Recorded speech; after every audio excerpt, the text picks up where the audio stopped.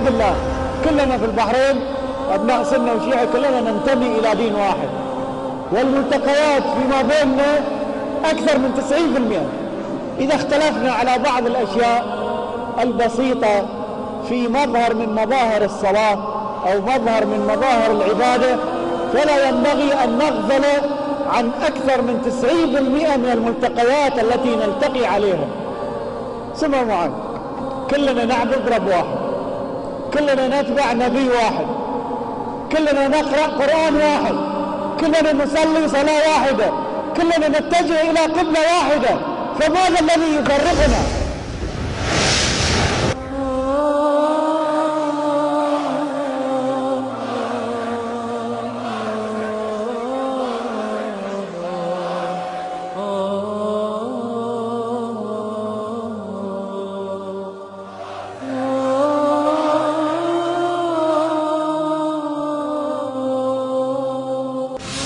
فيا أصدقائي، من هم أعداء الإسلام برأيكم؟ الذين لا يؤمنون بالله، الذين لا يؤمنون بالنبي، الذين لا يؤمنون بالأئمة.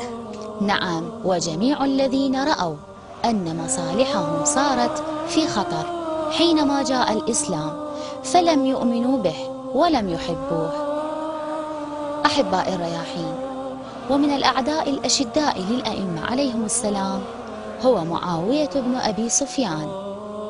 ومعاوية هذا كان يريد أن يكون سلطانا ملكا، فقال للناس إنه مسلم مؤمن ليخدعهم، بينما هو في الحقيقة يتبع الشيطان. فمن هم أعداء الإمام الحسين عليه السلام يا أصدقائي؟ معاوية، يزيد بن معاوية، عمر بن سعد، ابن زياد، السام.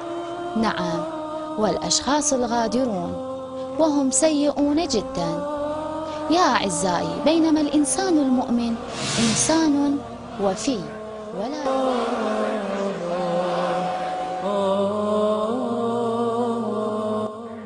سؤال: ما رأيكم فيما يقال إن الشيعي الفاسق الظالم هو أفضل من السني العادل ذو الأخلاق أو ذي الأخلاق العالية، ومصير الأول إلى الجنة والثاني إلى النار؟ بلي، وهذا ما بيفرق شيء. شكو بي الشيعي الفاسق هو صحيح مو خوش هادي من ناحية، لكن عنده فرق شيء حلو من ناحية ثانية.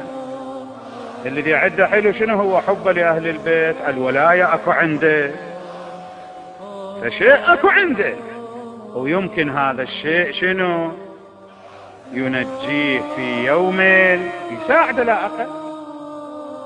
هسه صحيح يحصل له كم عصاية شوي على استقرارها بالصلاة بالصوم وما شاكل ذلك، لكن هم ينفع هاي الولاية وحب أهل البيت. أما ذاك شنو شاكو عنده؟ لا الصلاة مقبولة، لا الحج مقبول، لا الفلوس مقبولة، هيك